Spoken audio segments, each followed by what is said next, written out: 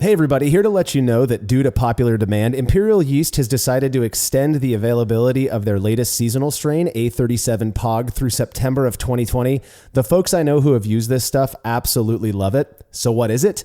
A37 Pog is a single Kveik isolate known to produce tons of guava, passion fruit, pineapple, and orange aromas reminiscent of the classic juice blend. Like all Kveik strains, it is highly versatile and can be fermented on the warmer end of the spectrum to produce tropical aromas, or you can ferment it cooler to produce beers with cleaner ester profiles. Grab yourself some A37 Pog before it's too late, and make sure to check out all Imperial Yeast has to offer at imperialyeast.com.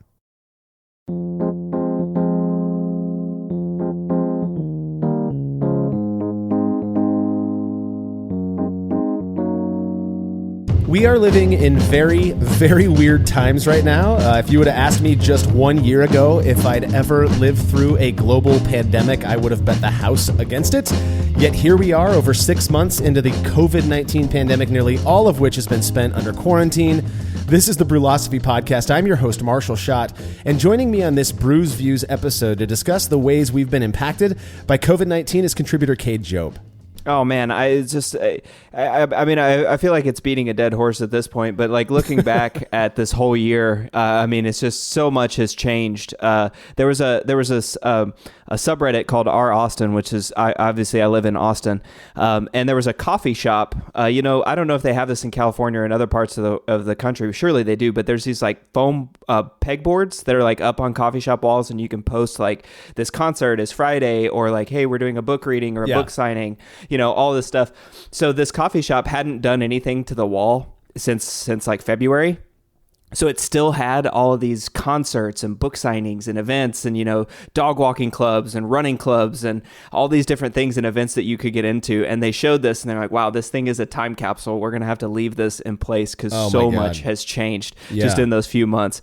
I just was thinking about that, looking at that picture of all the events and things that were happening. And now, me and my wife are just at home on the weekends. Sometimes we go out and hike, but that's about it. I know. It's apocalyptic. You know what I mean? It's like those movies where a nuclear power plant blew up. I've seen these pictures of Chernobyl. In fact, Jersey was in that area last year, and he was sending these photos of like things just stuck in time. And it sort of feels like that, with this coronavirus thing. We've tended not to spend too much time talking about coronavirus, mostly because it seems you can't really go anywhere these days without hearing about it. And our goal for this show is to offer folks a nice little vacation from that unfortunate reality. Of course, that doesn't mean it hasn't had an impact on us and other brewers around the world. So we figured we'd put it center stage in this Brews Views episode. Now, just a quick reminder for those who may be sensitive to certain language, we do tend to be a little less censored in these Brews Views episode. So just keep that in mind. All right. If you enjoy this show and you'd like to make sure it sticks around, consider becoming a patron at patreon.com/Brülosophy, where in return for making a small monthly pledge, you'll receive rewards like access to unpublished contributor recipes, unique discounts at YakimaValleyHops.com, and an invitation to a monthly live Q&A session with somebody in the brewing world. Coming up in September is Jeff Daly and Alejandro Gonzalez from Haas. You may recall Jeff from our recent episode focused on Haas's new product called Lupomax.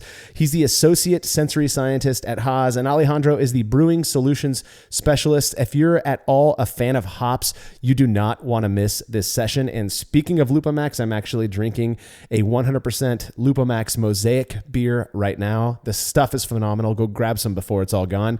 Make sure to make your pledge at patreon.com/Brülosophy by September 25th, 2020 to get access to this event. Past guests have included folks like John Palmer, Russian River's Vinny Chilurzo, and Grandmaster BJCP Judge Gordon Strong. And all past sessions are available on our private Facebook page for patrons to watch whenever they want to. Learn more about becoming a patron over at patreon.com/Brülosophy. And another really easy way to support us is by using the links found at brülosophy.com/support when you do your online shopping, which right now it seems everybody is doing more of. Your experience doesn't change at all, and we get a little kickback for the referral. All right, feedback is brought to you by Brewers Hardware, who offer brewers beautiful stainless gear such as the turnkey BH15 Pilot brewing system, which has a hard plumb manifold to eliminate all hosing changes during the brewing process. Brewers Hardware has a ton of unique purpose-built products useful to both professionals and home brewers. Go see for yourself at brewershardware.com, and don't forget to mention Brülosophy at checkout to receive a free gift. That's brewershardware.com.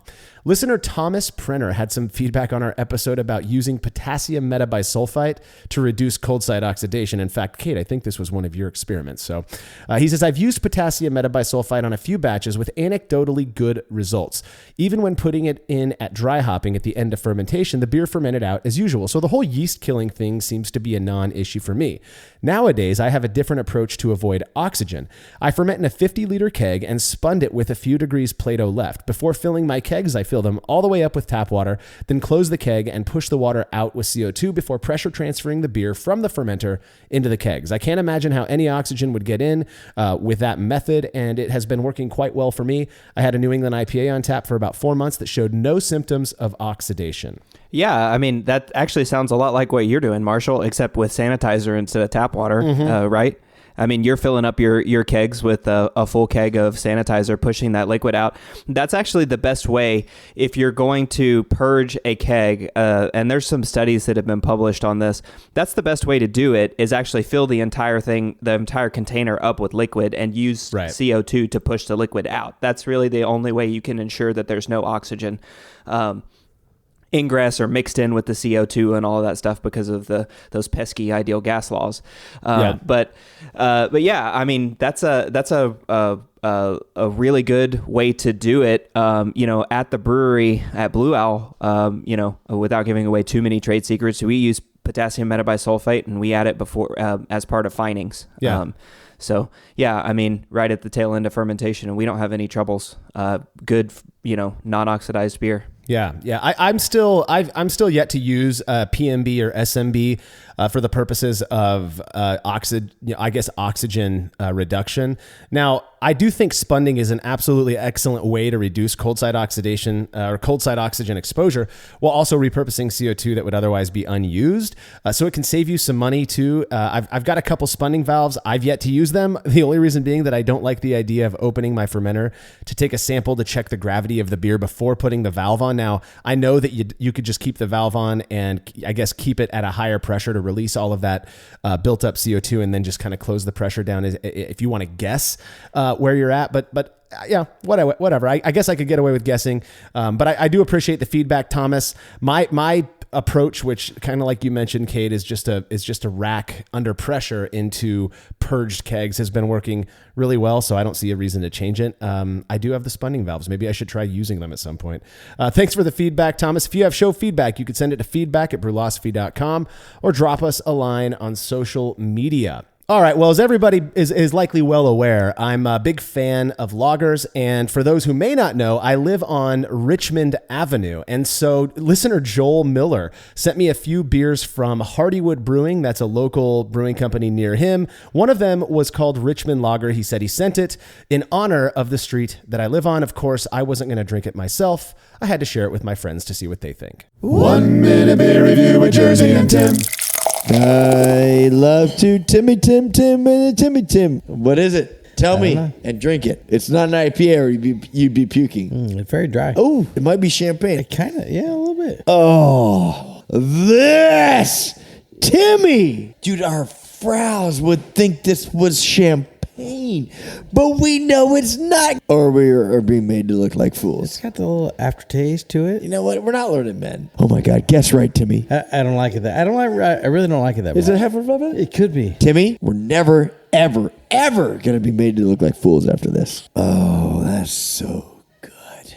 That's good. You don't like this? Nah, it has like an aftertaste I don't like. What aftertaste? I don't know, I don't like it hanging in there. It's not bad of a taste, and then it just stays. I am trying my best, and there is no aftertaste. All right. I don't like you hanging around. What do you think it is? I don't know what it is, Timmy, but it's delicious. It's Clue. It's Clow. It's Clue. Yo, it's my style of beer, but I just don't like the taste of it. It is your style of beer because it's a goddamn Coors Light is what it is. It's not a Coors Light. That's a Coors Light Light. We're being made to look like fools. It's not a Coors Light. To me, it's a Coors Light. Whatever you say. What's your call? I say it's a Coors Light. What's your call? It's not a Coors Light. Could be Miller, could be Coors, could be Flickin' Fleurs. But it is the type that I would drink, but it has a taste I don't like about it. Never mind. Yeah, it's not a Coors or a Miller. It's not bad. It's a 4 for me. Yeah, 4 for me too. I don't disagree with Tim. There was an aftertaste to this beer, but it wasn't terribly unpleasant to my palate. Sometimes I get that in really pale lagers, and if, like that, it's almost like the bitterness just is residual and kind of carries through. It didn't make the beer at all undrinkable to me. In fact, I really enjoyed this beer. Would have drank multiple in a row sitting around the pool during this, heat wave that we're going through here in California. And the can, by the way, was really, really sexy. I really like what they're doing with their packaging.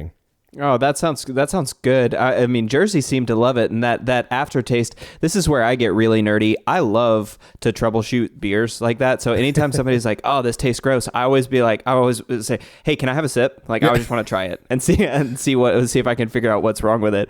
But I mean, it sounded like Jersey really liked it. And I'm not really familiar with it. I've never had it myself, but it seemed like neither you or Tim were really put off by the aftertaste. Well, I guess Tim was, but weren't really put off by it, but just that it was there. So, but anyway, I mean, it sounds like a decent lager. Yeah, I liked it. Again, there's this thing when you're evaluating a beer. We've talked about this in previous episodes where the more you think about it and the more you're digging into this beer that's in front of you as opposed to being social with friends, the more you notice. And sometimes even if you may like it, when you're not focusing on it, sometimes that overfocus can have this weird effect.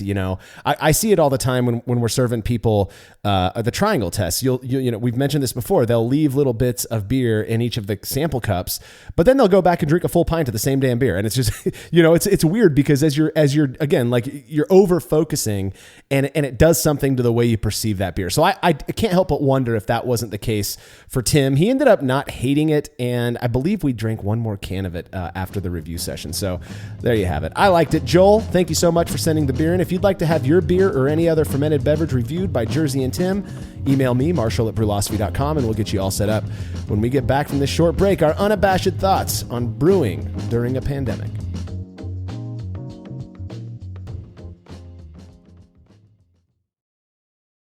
Have you ever thought about adding a port to your kettle but held off because you didn't feel like drilling into your gear or sending it off to have someone else do it? From the makers of the world's fastest counterflow chiller, the Exchillerator, comes the Hangover, the easiest way to add extra ports to your kettle as well as countless other options. Mount a faucet to your keg for easy portable pouring. Set up the perfect whirlpool arm. Hold a heating element in place. All of this and so much more without permanently modifying your gear. Manufactured right here in the United States, the Hangover offers brewers too many convenient solutions to list here. So head over to Exchillerator.com today to see what the Hangover can do for you. As every brewer knows, the best beer requires the best hops, which Yakima Valley Hops provides fresh from the source to brewers around the world, carrying everything from classics like Cascade to modern favorites like Galaxy and Mosaic, as well as other ingredients and gear. Yakima Valley Hops has it all. And don't forget to check out their new podcast, The Late Edition, where the YVH crew goes into depth on our favorite plant with industry experts. Head over to YakimaValleyHops.com now to see all they have to offer and subscribe to The Late Edition wherever it is you listen to podcasts.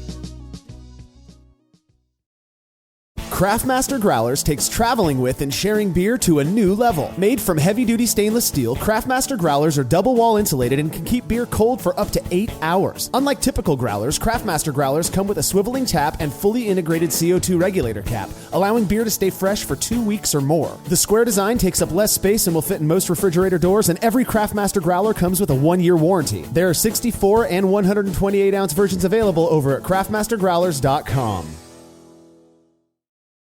The brew in a bag method has blown up over the last few years, and in that time, it's become very clear that not all bags are created equal. For the best BIAB experience, you have got to go with the Brew Bag. Made from high-quality, food-safe polyester, the Brew Bag is available in both 210 micron for standard brew in a bag, as well as 400 micron, which works beautifully for all-in-one recirculating systems. I've been a Brew Bag user for years and wouldn't brew without it. Head over to brewinabag.com to get the fabric filter that works for you and use promo code TBP17 at checkout to receive a discount. Again, that's brewinabag.com.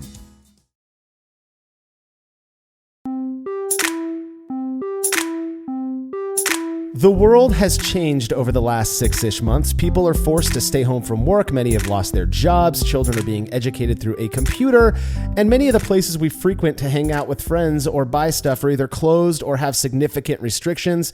There's no question this has had a huge impact on the brewing industry as a whole, as well as our ability to make beer at home, and especially in our case, share it with others. Cade, how are things going for you with all of this craziness?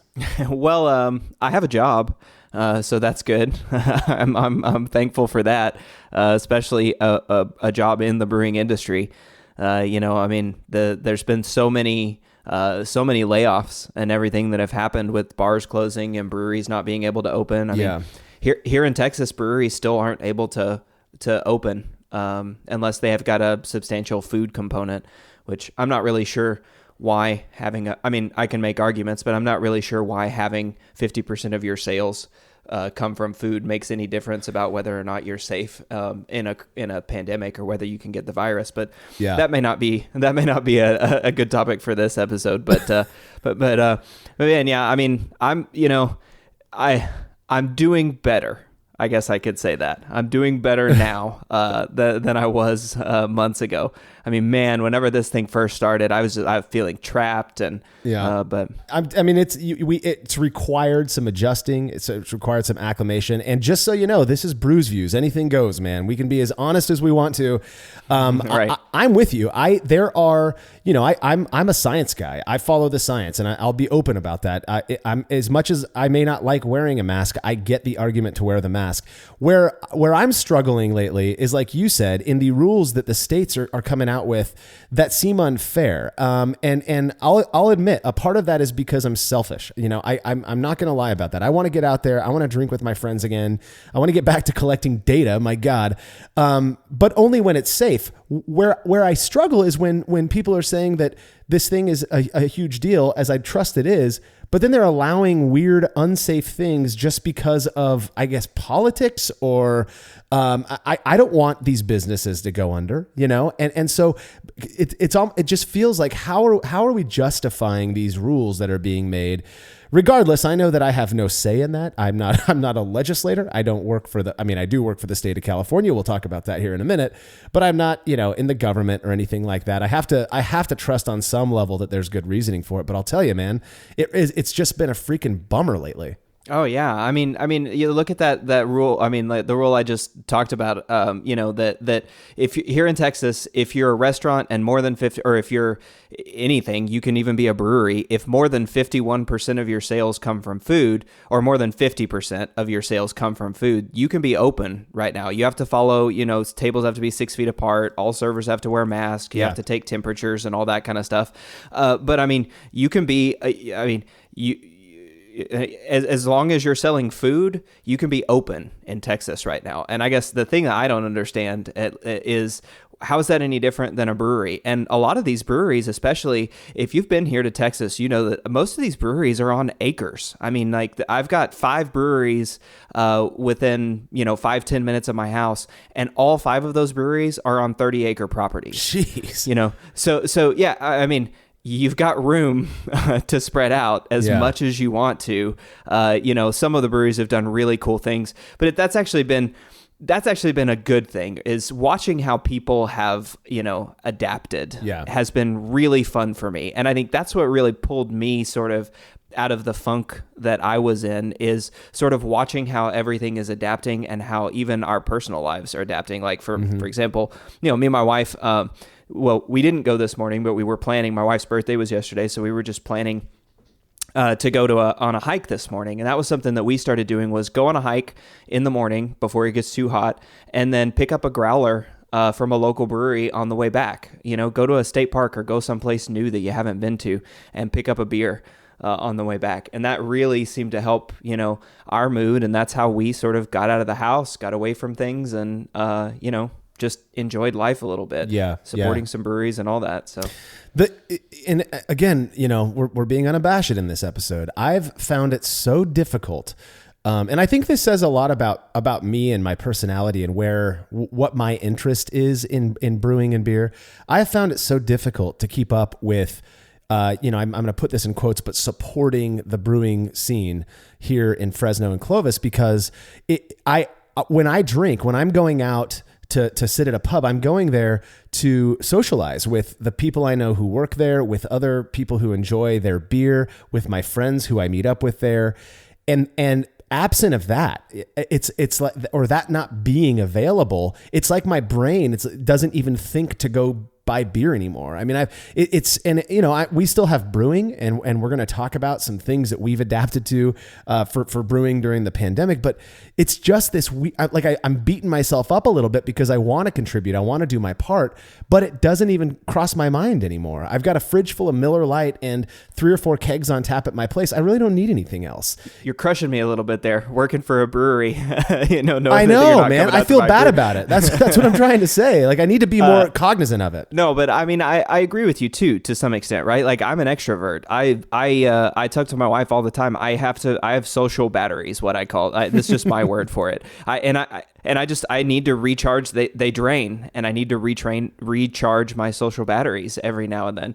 And that's something that's been really difficult in this pandemic. I mean, one of the things that really crushes me is my son's relationship with his grandparents. I mean, I've got a 2-year-old son at home, and who's seen his grandparents twice. Oh my God. Yeah. You know, and I mean, these are the times when, I'm not the only one that's struggling with that, but, I mean, having those relationships, going out to the pub and drinking, going to the bar and drinking and sitting and just seeing people, I mean, we've been lucky. My wife and I have done a couple of things to support. We do a Friday night date night, every Friday night. Nice. It's kind of turned into Friday night family night, since our son's been born, but we'll go pick up to-go food from someplace, or we'll go and, like, any place that's got sort of an outdoor patio with a bunch of room that we can, be safe and all that stuff. Yeah. We'll do that as well. Like, go actually sit at a patio. And that has sort of helped recharge the social batteries, so I think there are things that we can do.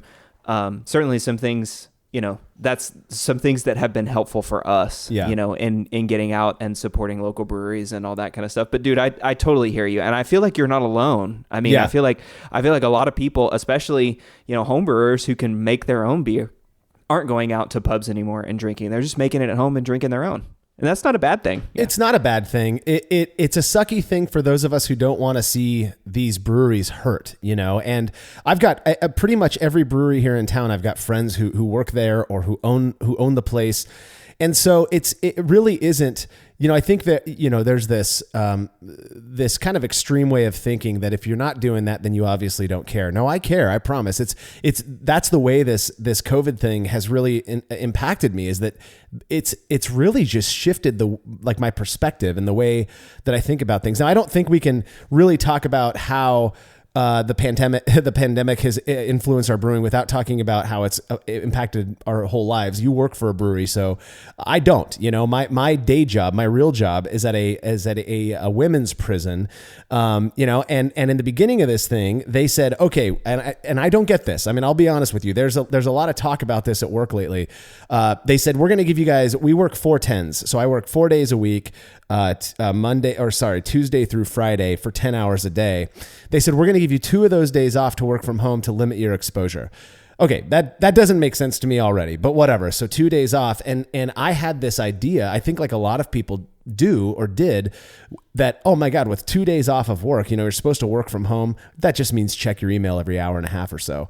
You know what I mean? And so that's what we were doing.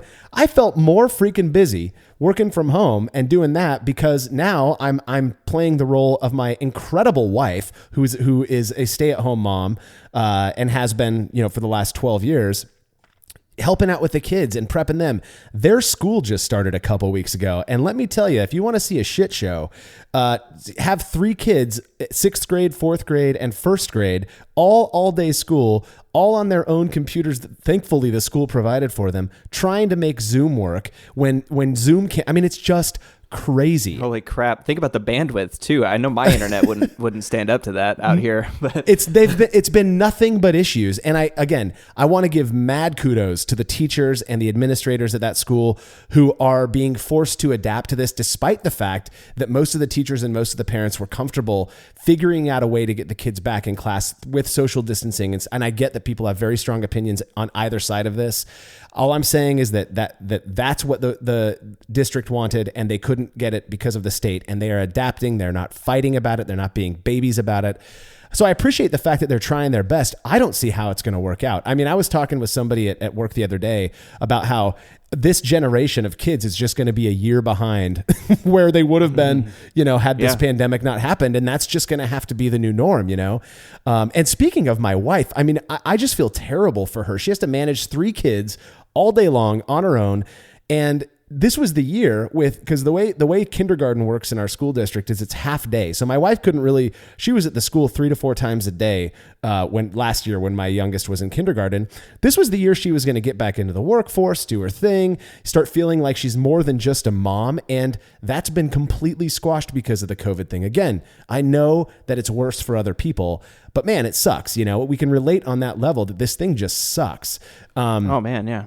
How's your wife dealing? I don't mean to get the family involved, but how's your wife coping with all this stuff? You guys got a young one. Well, yeah. I mean, like I said, we got a 2-year-old. I mean, my wife works from home, so she's a freelance medical writer. So she's been working from home for the past 2 years or so.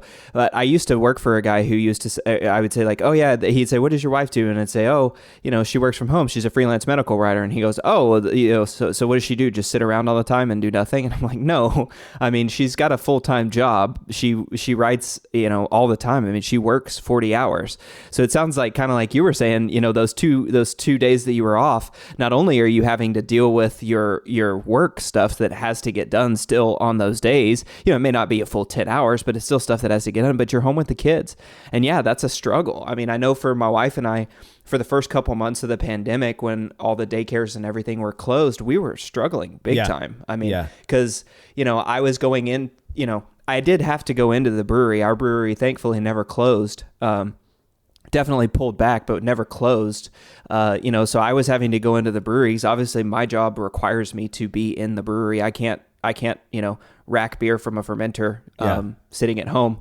But so during all that, it's like trying to get me to the brewery and then her to be able to work and still meet all of her job commitments. And, so essentially what we were doing was just trading off, who's watching our son. It's just like, it's just, all right, it's your turn. And so I'd come home from from an 8-hour, 10-hour, well, usually be about 9 hours, an 8-hour shift at the brewery, hot and sweaty and stinky and smelly, and walk in the door and have the child handed to me so that my wife could go and do her work, and I mean, it was miserable. Now, thankfully the daycare that our son goes to, for essential workers, breweries were essential workers in Texas. So, Amen. I don't know how I feel about that, but I'm glad I have a job. Okay, I'm glad I have a job. Exactly. But once the daycare opened up, we were able to get at least a pressure release valve there. But I mean, it was a powder keg in our house for a little bit with trying to manage all that stuff. Yeah, dude. It's crazy. Like I mentioned, I thought that I'm back to working my full-time schedule, and the like I mentioned, school. So that started probably 2 or 3 months ago. I went back to working full time, and I was grateful for it because it in a weird way, and nobody at work could understand where I was coming from with this, but in a weird way, it gave me some semblance of normalcy. Like I'm used to that schedule, I'm used to that routine, and to me, there's safety and I guess comfort in the routine. The thing that's been weird for me, and I'm curious if other people can relate with this. I thought that with everyone staying at home and with everything shut down, me not being able to go to House of Pendragon, and hang out with my friends, that I'd be brewing all the time. I have had no time. Managing Brülosophy, which this is a full-time gig. I know people think that it's just a fun thing that we, do, but it takes a lot of work. It takes a lot of time. It's been nuts for me. This is the most stressed out, and I'm not a high stress guy, so that doesn't say much, but this is the most stressful that this thing has been trying to keep up with everything, having to make the changes that we have. I've been able to brew I typically brew about 2 to 3 times a month. I'm lucky if I can squeeze one in every 3 to 4 weeks now. A brew day, I'm going to brew tomorrow because I have to. But I'm telling you, like, all of this stuff, for some reason, I've just felt like I've got no time. Again, working full time, you'd think like, well, that's what I'm used to. That's what I'm doing. But now that the kids are always home, that's the only thing I'm blaming it on my children, right? They are the reason, because they're, kids need attention. And my youngest, I'm lucky. My youngest is 7. So they're all pretty, grown up. They can handle themselves. I can throw a iPad in front of their face and they're good to go for an hour or so. But yeah, it's just, it's been weird for me because I didn't expect the impact to be what it has. I thought I'd have more time, and I feel like I have way less time. Thankfully, we have been able to keep up with Brülosophy, but we've had to make some really tough decisions in the way that we approach things. One of which I'm sure everyone is well aware of now. If you listen to this show, you likely read our experiment articles. We haven't been able to collect data since February, I believe.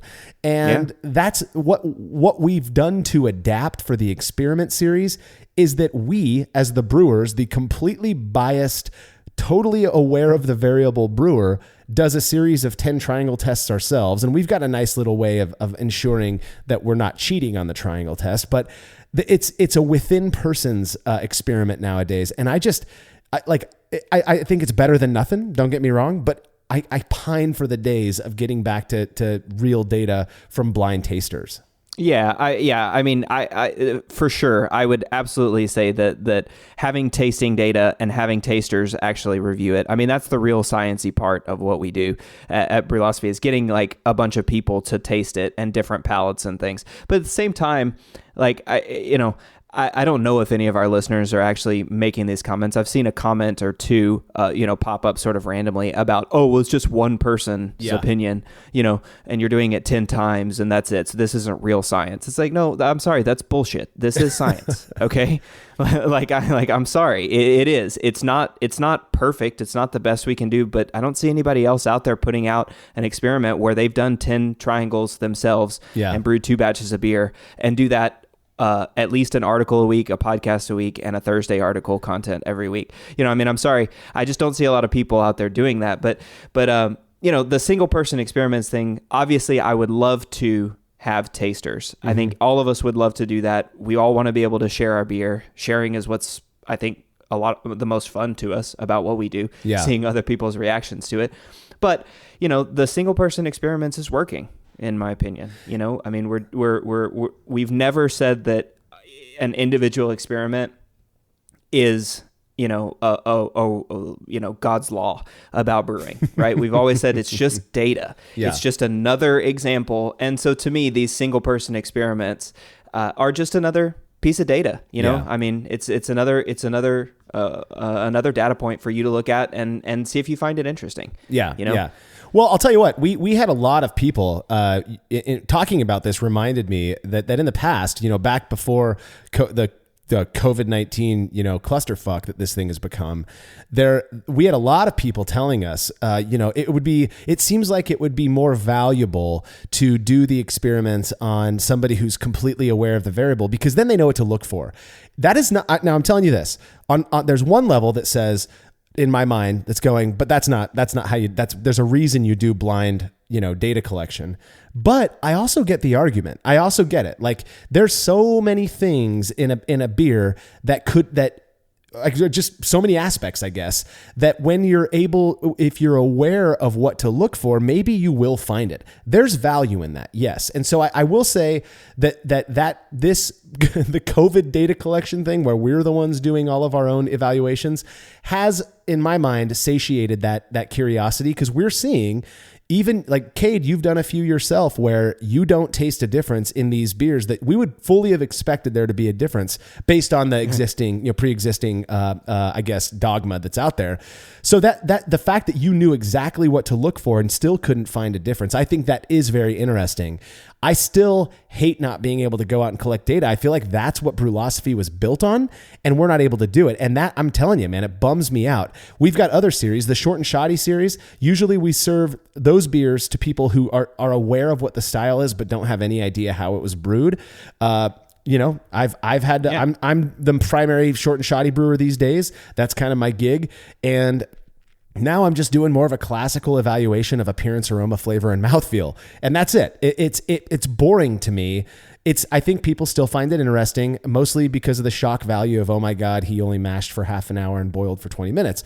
But it's not the kind of data that really tickles me. It's to me, and this sounds, I don't know if this sounds mean or not. I don't mean to, but it feels like a standard, the short and shoddy series at the very least just feels like another standard blog post, that brewing blog post that we very intentionally tried not to make Brülosophy.com or the Brülosophy podcast. So it's weird because I've had to kind of struggle internally with how we want to go about doing this stuff. The biggest one that we've got that's the kind of the fallen soldier, if you will, is the Hop Chronicles. There is no way for us to do the I'm sitting here right now drinking a Lupa Max Mosaic Hop Chronicles beer that Paul brewed up. And, he's just trying to stay on schedule. He's the one local contributor here in Fresno. Brewed this beer up while I was away from my house. Everybody I love gets the code to my garage, puts a keg in my keezer, taps it for me, gets everything going for me, and I've got this beautiful keg of 100% Lupa Max Mosaic Hop Chronicles Pale Ale sitting in my keezer, and no one to share it with. It's what good. Especially with the Hop Chronicles, what good comes from you hearing what I think about it, And so we've put that on hiatus. We've hung that one on the rack until we're able to get back to data collection. Now, I will say we are thinking about clever ways of starting to collect data on the Hop Chronicles again, whether that means dropping growlers off on friends' porches so we're not in contact with them, stuff like that, so that we can start getting that data. Because that is a very, very much liked series that we do. People really enjoy the Hop Chronicles, and I miss it as well. Yeah. It's funny that you bring up the Hop Chronicles because we just did that podcast a couple of weeks ago with the guys from Haas about the Lupa Max, right? And y'all were talking about I think it was that Citra Hop Chronicle beer that y'all did. I think you got to get tasters to that, didn't you? No, we weren't able to. That's what I was telling him is that we, I wanted to so bad. And I'm telling you, that beer was phenomenal. Yeah. And we couldn't even share it with people. I mean, talk about for like you, I'm an extrovert, perhaps to a fault. We couldn't even share that with people. I mean, it's just such a bummer, Yeah, but I mean, to your point earlier about, whether we're, tasting things while knowing the variable and whether those results can be trusted, and then getting multiple people to taste it. I mean, if you listen to what Jeff was saying from Haas, what they're having to do now, even at a professional lab level, he's literally bottling up beers and carrying them around to people's houses so that they can get people to taste this stuff. Yeah, I mean, it's really difficult in a time like this to do sensory in a way that makes sense. I mean, of course, you always want as many people as you can, as many varieties of palate. Well, depending on the issues, right? But you want a variety of palates, or and there's always a debate about whether you should train your tasters or not, depending on what you're looking for and what the point of the whole test is. But without going into any of that, I mean, Haas is, like what they were saying, they've come up with this Lupa Max product and tasting descriptors and marketing and all that stuff and making sure that it's consistent year over year. And they're doing tests just like what we were doing. They're doing some, I think he said they weren't doing any actual straight up difference tests. They're basically just reviewing the beer individually and then getting on a Zoom meeting and talking about it.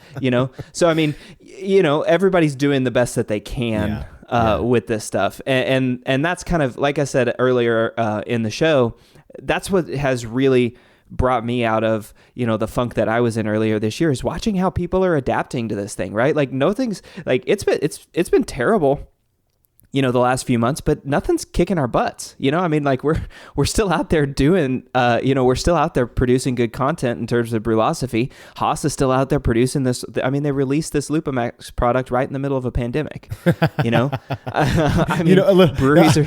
I will say this, they actually delayed the release thinking, in the beginning, I'm pretty sure it was delayed from the time that I heard, little birdie told me it was supposed to come out. And I think they actually pushed it back thinking maybe the pandemic, will, and I'm sure a lot of people did that. And then they're like, well, screw it. This thing's not going away anytime soon. Let's just carry on. Let's do what we were planning to do and see what ends up happening.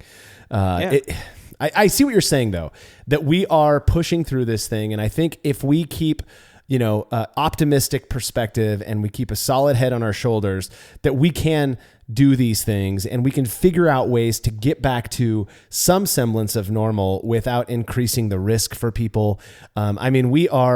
Brülosophy, if anything, is a very social, we encourage the social side of drinking and beer. And we've been unable to do that. So we do have to get creative in the way. If we want to get back to our normal data collection stuff, then we're going to have to think of clever ways to go about doing that right now, at least. Now, before we end this segment, and we've got some more fun stuff to talk about in the next one, you're at Blue Owl Brewing right now in Austin, Texas. How, if you're comfortable talking about it, I do wonder, how has this impacted you guys? You said you hadn't closed yet, but there's, I believe 2 breweries in town now that are already saying like, this is it for us. We can't sustain this or through this, Yeah. There was a study that was produced by the Texas Craft Brewers Guild, or not a study. I'm sorry. They essentially asked a bunch of breweries, how long they would be able to last under current conditions. And only 14% of the breweries said that they would last through the end of the year. Wow. Which I think is just a staggering statistic whenever we think about all the breweries that were, opening up. And like, for example, there's a brewery that's right across the street from where I live that opened its doors in January of this year, and they were super excited. They had a lot of people there. We were happy because it's walking distance from my house. I know the guys there, the brewers and the taproom people. They're all great people. And then 2 months later, they're told that they have to close. Oh my right? God, dude! I can't even imagine. I can't articulate. Yeah. Like your dream, right? How many people listening to this podcast right now have a dream of opening a brewery one day? I hope there's a lot, because that's awesome. But how many people are sitting there thinking that this was your dream? Well, imagine opening your brewery and then 2 months later being told you have to close. Yeah. Now you've got bills you got to pay. You've got people that you have to either let go or find some way to hire and keep on. Yeah. Or a family to take care of. Yeah. When you really, that's the part that really starts to get to my empathy strings. There is, these are human beings who are. The way that American society works is you work so that you make money so that you can take care of your family and live a life. And these are human beings who are having that stripped from them because of a freaking pandemic and this virus that we just can't seem to get, wrangle. And it is just so sad to me. I feel very fortunate to have friends in the brewing industry who seem to be doing okay. I know that they're struggling because of having to stay closed. My friends Brad and Spencer, Matt and Don from Crow and Wolf Brewing, they were planning to open, I believe their goal was to open in August or September. And because of this, they've had to rethink, timelines and how they're going to now again, they're fortunate enough to have the backing, the people who are basically helping them to build this brewery, which is going to be incredible, are saying, hey, we're with you on this. The pandemic is impacting all of us.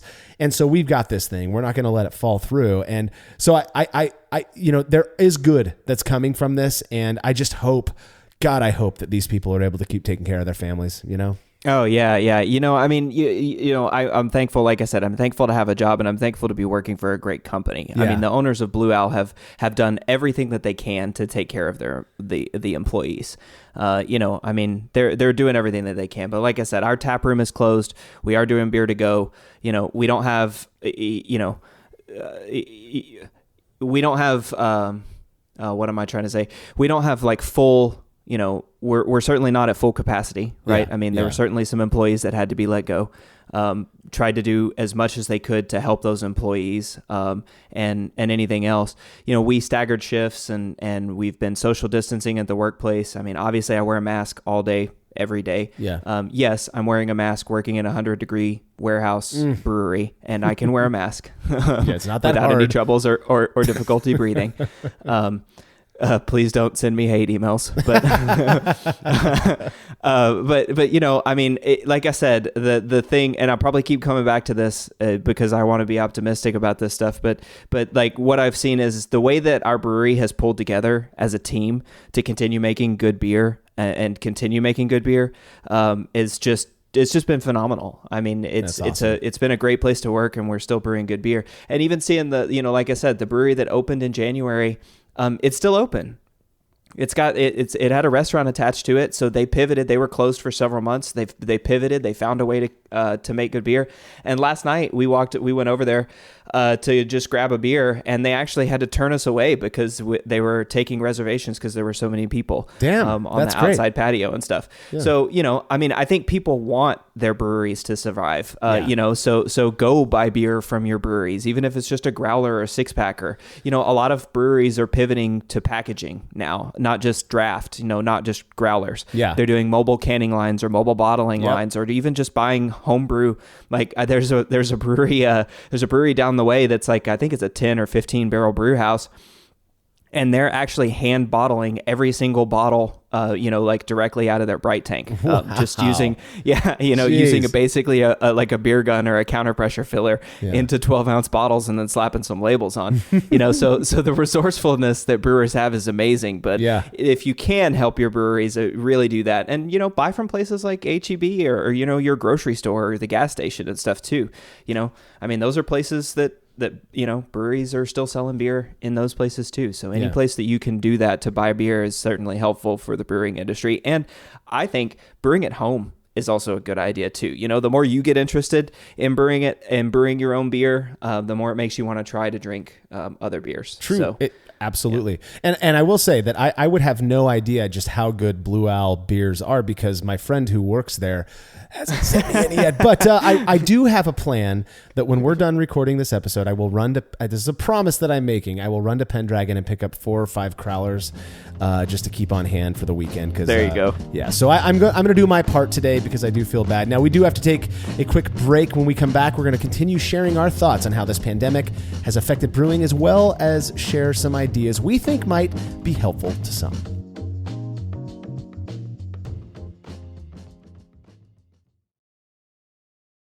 After a long brew day, the last thing I want to do is waste more time chilling wort. I've tried so many different options, and ultimately I settled on the super efficient immersion chillers made by Jaded Brewing. With the King Cobra and Hydra, I'm able to chill my entire batch of wort from boiling to just a few degrees above groundwater temperature in as little as 6 minutes. If an immersion chiller is right for your brewery, then do yourself a favor and check out all of the rad options Jaded Brewing has to offer at jadedbrewing.com. And be sure to let them know Brülosophy sent you.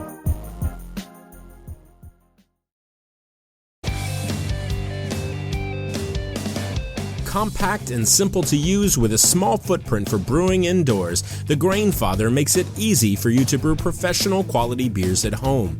The Grainfather is an all-in-one brewing system that lets you brew all-grain beer in a single, compact stainless steel unit. It uses an electric heating element and pump to maintain a constant temperature and to circulate the wort during the mashing and cooling stages. It also comes with a counterflow chiller to reduce chilling times and produce high-quality wort.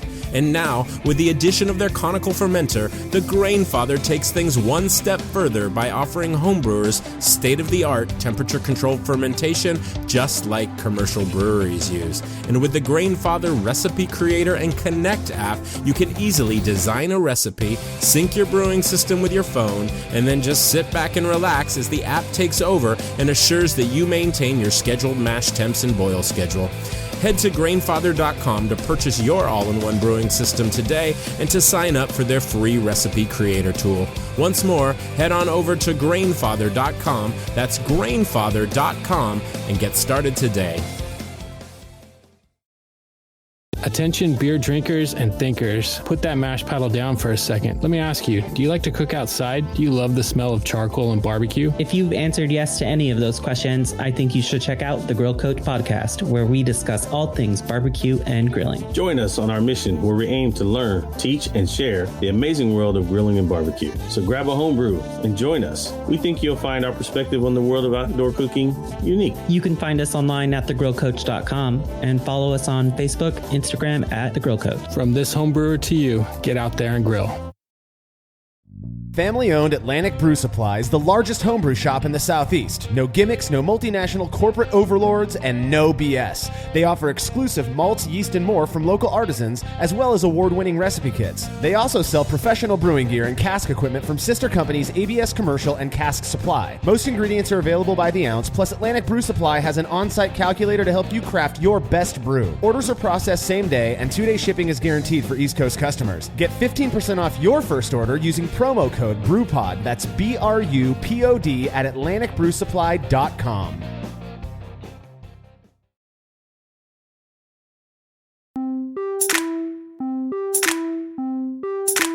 I've mentioned a few times in the past few months how interest in homebrewing actually seems to be growing right now, which is fascinating when you consider the fact so many people are losing their jobs or getting furloughed. I guess it's pretty well understood at this point that hobbies like homebrewing do tend to fare well during rough economic times. I don't understand the reasoning behind that. I'm not smart enough. Perhaps it's because people view it as a relatively inexpensive way to do something fun. I don't know. Either way, word on the street is that that's exactly what's happening right now. And, you know, I've heard from a number of people in the homebrewing side of the brewing industry saying that they're getting more traffic now than they were before the pandemic. They're making more sales. You know, you got places like More Beer and Great Fermentations and just all of these wonderful companies that are being supported by people who I guess want to brew more in the during the pandemic. Now, there's a weird catch-22 that, you know, the increased demand for these goods, the brewing gear, brewing ingredients, it's making it more difficult for people to get that stuff now, because a lot of what, you know, and it's just the truth of the matter, a lot of the stuff that we use to brew beer comes from overseas, and that stuff is getting halted at ports and such for various reasons. We won't get into that bit of it, but it's making it difficult for people to get stuff. We have a really good friend, Michael Ferris from Delta Brewing. They make awesome, I believe they're 7-gallon fermentation tanks, all stainless steel. They just had to take pre-orders because they couldn't get their product, and they had to wait for a while. So, and this is something that's happening to a lot of people on that side that I've talked to. Again, not a terrible thing for the business, because people want this stuff. It just sucks for the people who want to get their gear and start brewing with it. Yeah. I mean, I was just at the homebrew shop this morning picking up some ingredients for my brew tomorrow. Just talking with the guys, making sure they're okay and seeing how they're doing. And one of the things that they said today, which I thought was really interesting, is they're seeing an increase in recipe kit sales and equipment. That's perfect. Which to me means, all right, that's a bunch of new brewers, yep. that are coming in and doing home brewing, and that's great for them. You know, I mean, that's been good. I think there definitely is an increase in home brewing, and even I would say even like craft beer drinking. Sure. Yeah. Even though you can't go to the pub and do it anymore, people are still going and buying cans and crowlers and you know, still posting on social about what they're doing and all that stuff. So yeah, I think a lot of people are doing that. I'm reminded, back whenever I was in business school, like 15 years ago, it was like right after one of our hurricanes, and I remember that they did this like survey of what people buy right before a hurricane, of like Walmart shoppers, and the two things that everybody bought was Pop-Tarts and beer. That's awesome. Which I'll never forget that, and I just think like, okay, yeah, I mean that still resonates with me, right? Like, okay, a hurricane's about to happen, so you could be without power, water, anything, food for a while, and where'd you go? You went and bought Pop-Tarts and beer. So people want, people want this product. They want beer.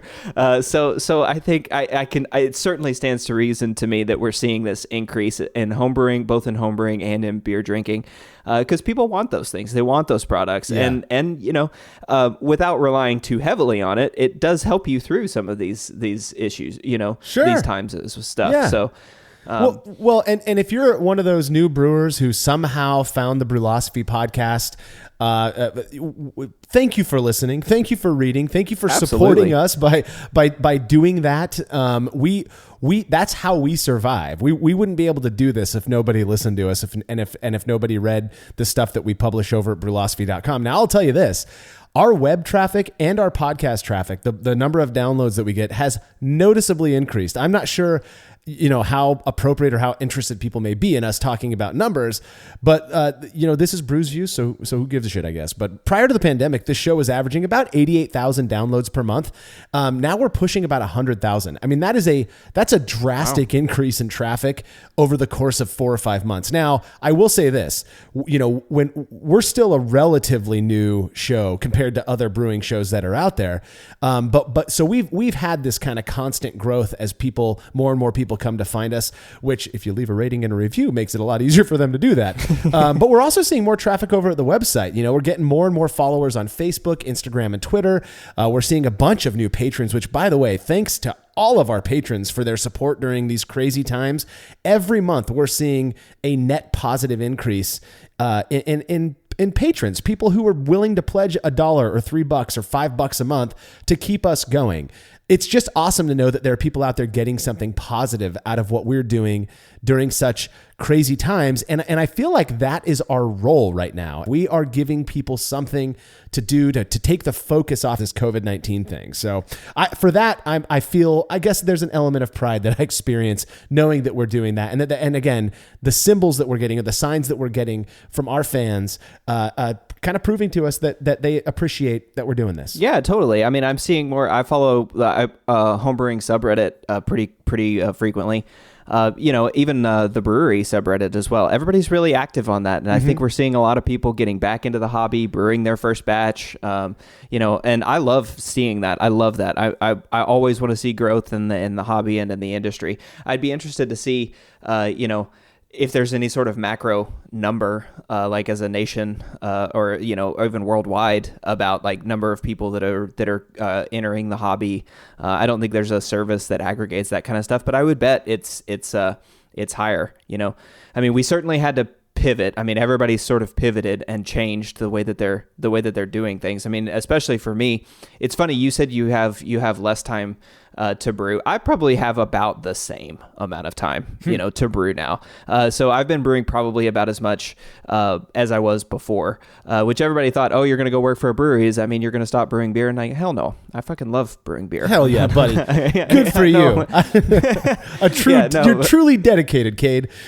Yeah, right. But no, I love it. And I've had about the same amount of time to brew. The problem is I've had more time to drink, I think. Let's talk about that.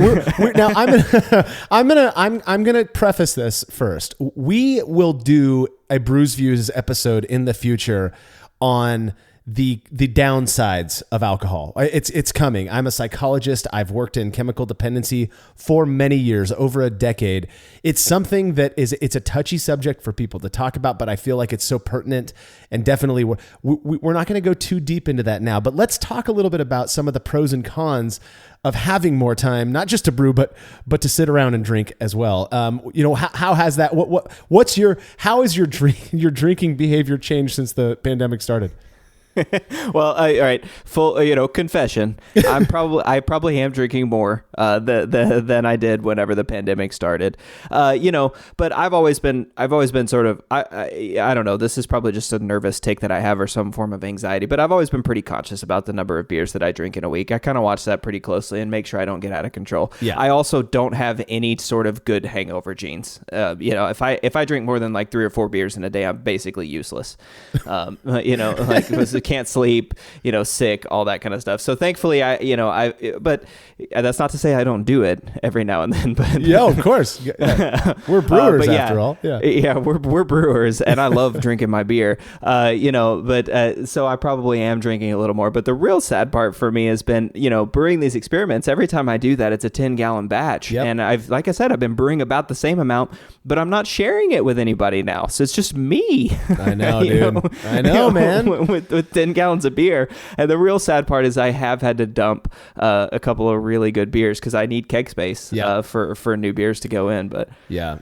Well, based on what I've seen in online homebrewing groups and stuff, these forums and such, that it's clear that some people do have more time to brew, more than me at least, and are taking full advantage of that. I think it's pretty awesome. No excuses for empty kegs at this point.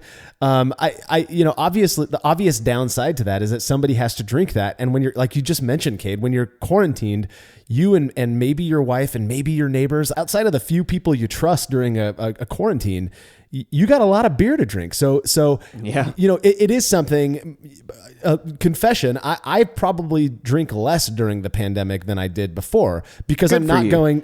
well, thanks. I'm not going to breweries. I'm not going out, we're not going out on Friday nights, or we're not going to do, we used to go on these group dates, the Jersey Tim and Marshall, our wives would get together and go out on Friday nights or Saturday nights. And we're just not doing any of that anymore. And so, for me, I might come home from work and not have a drink at all. I'll probably go 3 or 4 nights a week where I don't even think about having a drink because I'm doing other stuff. It doesn't cross my mind. I've never been one. I'm kind of like you. I talked about this in a prior episode, but I come from a family where, alcoholism was certainly a concern. And so I'm no Puritan by any means. But I certainly think about my alcohol consumption and being a father to 3 kids and wanting to set a good example, which, by the way, I think means witnessing me and my wife, drink responsibly and have fun with it and all of that, but still not do stupid stuff, So my relationship with alcohol just really hasn't changed that much. Again, I've struggled to keep up with brewing as much as I used to for whatever reason. And so I actually have less beer on tap.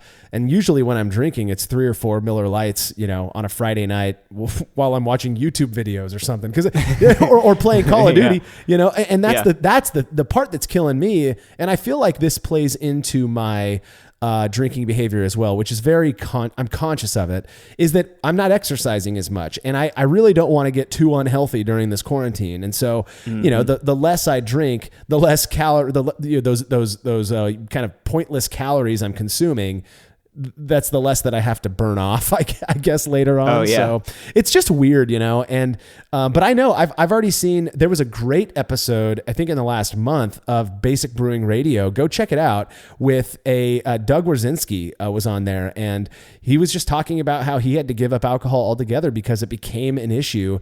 And during the pandemic is when he had to face that, it kind of brought it to the forefront for him and his family, and he went total sober, And so for those people out there who experience that negative relationship with alcohol, I mean, it's there are people who are struggling, and that struggle was influenced by being home all the time, during the COVID-19 pandemic and quarantine. Yeah, for sure. I mean, especially for the first few months where, hours were a little bit reduced, I had more time at home. So, crack open a beer at 3:00 on a Tuesday. Why not? I don't have anything else to do. So why not? And I think that kind of contributed to it, and I mean, of course, like you said, doing it, I don't want to stray too far off, because we do want to do a podcast about that in the future. But yeah, I mean, in terms of the pandemic, I'm probably drinking a little bit more. Certainly, I don't think it's out of control. If you do think that it's out of control, please seek help as fast as you can.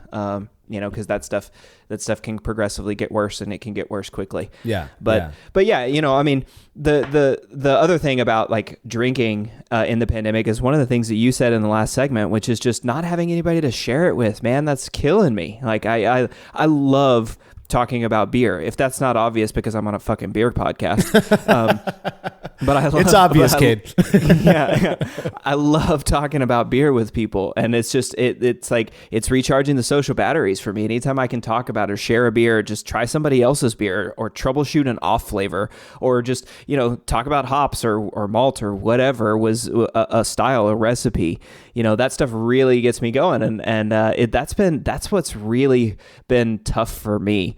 In this, I'm so glad that I've been able to brew, but I've missed sharing my beers. I mean, I haven't seen the Zealots since February. I think we had to cancel our March meeting, and that's a group of people that I was seeing once a month, every month. I mean, they're friends, and they are doing a Thursday night happy hour, a virtual happy hour, like a Zoom meeting and stuff. So if you're in Austin and want to get involved in that, that's a great way to meet people. That's cool. Virtually.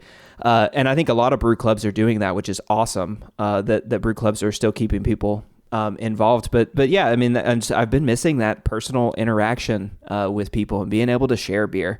That's been really, really stressful for me. Yeah. I mean, like you, we've done a couple of things, with some people that we trust during the pandemic that, kind of share similar beliefs to us, about quarantine and all that kind of stuff. Yeah. But that's pretty much it. I mean, we're certainly not going out.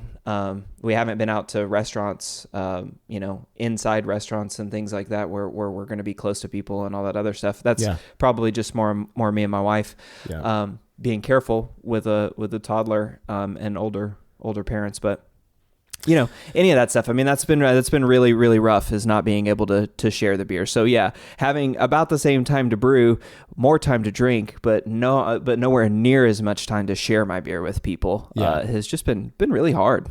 It does. Yeah. For those of us who thrive on interaction with other people, I feel like that is the fact that we happen to enjoy beer as well, when those two things combine, it's really what keeps us in this hobby. And I've said a gazillion times at this point that the really what I love the most about brewing and home brewing is the people, is the interacting with other people. And this has obviously kind of stolen that from us. Now, I've had the opportunity to be a part of a few online homebrew club meetings. The latest one, in fact, was with the Society of Barley Engineers. And it was a fantastic experience. I'll be honest, I wasn't expecting much. I think they had like 25 members on the Zoom meeting, and I went over, a talk that I've put together about different ways to experiment with brewing and beer, and I talked about with the approaches that we take. And it got incredible feedback. These people were genuinely interested. There was a nice long Q&A session, and then we just shot the shit for a while at the end and had a good time while drinking beers, digitally like that. And it really did. Nice. Again, things are going to change after this pandemic. I'm not one of those people who think it's going to be forever, like no more handshaking or hugs. The point I'm trying to make is that there is changes that we've, or I guess I should call them adaptations that we've made because of this pandemic, that I do think we're going to look back in a few years and we're going to still be doing those things like online meetings, maybe in between in-person meetings, so that people can stay connected. And I think that's really, really cool. Now, before we finish this show, I thought it would be, again, I'm admitting full well that I'm not brewing as much as I used to. I'm still brewing at least once a month. So about the same as I think a lot of people are brewing. I just haven't had all the time that some of these other people have found. But I thought it'd be fun to kind of go over some ideas for making brewing during a pandemic easier, some thoughtful things, some fun stuff that maybe brewers out there can consider when they're thinking about brewing a batch of beer. The first one that I thought of was that during this pandemic, particularly if you are very concerned with going out in public at all and you want to avoid your local homebrew shop, and maybe the online shops are behind on their shipping, or you can't find the ingredients that you want, one of the fun things that I've found, and this for me was something that really I started doing with the whole Short and Shoddy series, but I think it's even more relevant now with the pandemic, is using what you've got to develop your beer recipe. So you go out, you take stock of everything, the grains that you happen to have in your garage, or you call up a friend, hey, I'm all out of, what do you got? You look at the yeast that you might have in your fridge. Maybe you harvested some from before. You take a look at the hops that are in your freezer, and then you take from what you've got and you build a recipe based on that, rather than going down to the homebrew shop and building a recipe with all of the variety of ingredients that are available. So it forces you to be a little bit more creative and maybe focus a little bit less on defined styles. Yeah. I mean, I think we were joking earlier this week about a beer that Phil's going to be brewing pretty soon. He was using some German style malts and brewing sort of an American English style beer. And we were sort of joking. I remember joking, saying, yeah, just make a German style imperial brown, Kvike beer, right, or something, because that's what he had available. But I mean, there's nothing wrong with that, right? Like if that's what you've got available, why not try it? Yeah. Use what you've got. That's a really good idea. And styles are guidelines anyway. They're not rules. So just because you've got an English ale yeast and you've only got American hops, that's not a bad thing. I mean, most of those juicy IPAs these days are using that English ale strain anyway. Yeah, exactly. Yeah. Even if you don't, like, let's say you've just got a German lager yeast and some Laurel or some of that Mosaic Lupamax, if you can get your hands on some of that, and you just got a German lager yeast, there's nothing wrong with doing like an IPL with a German lager. Exactly. Something. You have so many opportunities to be creative. And this is also a good time to use what you've got, but it's also a good time to like stock up on some new gear, right? Yeah. Like stock up on some new grain bins or a new grain mill or something like that. Exactly. That can help you keep ingredients around so that you can brew whenever you want to. Right. Yeah. Well, you mentioned earlier as well that, you know, particularly for us, we're brewing 2 batches every time we brew an experiment, and usually they're 5-gallon batches. For those people out there who aren't, who brew to share like we do, maybe you're brewing 5-gallon batches that you can't really share as much of. Now's a great time to also experiment with smaller batch brewing. Maybe even go down to like 1-gallon batches where you get a 6-pack out of a batch, but you can brew 4 or 5 times a week just for fun. And then you don't have to be concerned about potentially having to dump a batch. And just so you know, you can put a gallon of beer in a 5-gallon keg. It'll actually take way less time to carbonate, even especially if you're burst carbonating. Yeah. So that like you're not restricted by having bigger gear. You can make smaller batches. They take less time. They're really easy. They're a lot of fun. You could brew. I was talking to somebody a few weeks ago who said that they've taken the opportunity, because they did have a lot more time being quarantined, to brew more. They brewed, I believe it was 4 or 5 batches, all single malt, single hop, and it was all pale malt, but then they just changed out the hops in each one. So they got to do a live in-person comparison of these different hop varieties that they've been curious about. And they only had about 5 gallons of beer in total, but there were 5 different versions of it. How cool. Yeah. You know, and I mean, I think I always forget at some point that having all this big gear, but you can still brew 1-gallon batches on your stove. Absolutely. Inside. Right? I mean, even if you've got, 20-gallon mash tuns and stuff, and you can brew these giant batches of beer, doesn't mean you have to. This is a great time to experiment and dial in recipes, right? It's a good time for you to just have 1-gallon batch with 12, 16 bottles of beer or something like that you can just drink, right? Yeah, and go through in a week or two and then brew another batch. Yep. And then dial in that recipe. I mean, this is a perfect time to do experiment. And if you're, the other thing I like about that too is, like you said, you can keg, with 1-gallon batches, but it's also a lot easier to clean, 12 or 15 bottles if you're bottling than it is to clean 45 or 50 bottles, if you're brewing a 5-gallon batch. Right. or even bigger, so you save a lot of time there, in terms of cleaning stuff. And then that gives you also the ability to go share that beer, right? If you're able to package it in bottles and small batches, go share the beer. Like you said, drop it off on a friend's doorstep, and maybe they'll maybe you can pick up some beers from them too, and then jump on a Zoom call. Yeah, that's something that I've been thinking about doing. I did not expect this thing to last as long as it has, and now that it's lasted this long, I think a lot of us are kind of that whole learned helplessness thing. We're starting to expect it to last forever. Yeah. And so I'm starting to think, okay, maybe we can collect data if we package some beers, we give them to people, and then maybe that's one way for us to collect data. But then others out there can hop on these Zoom calls and just sit and drink beers together like you're at the bar. And it's not ideal, but it's far better than, sulking at home because you can't hang out with your buds.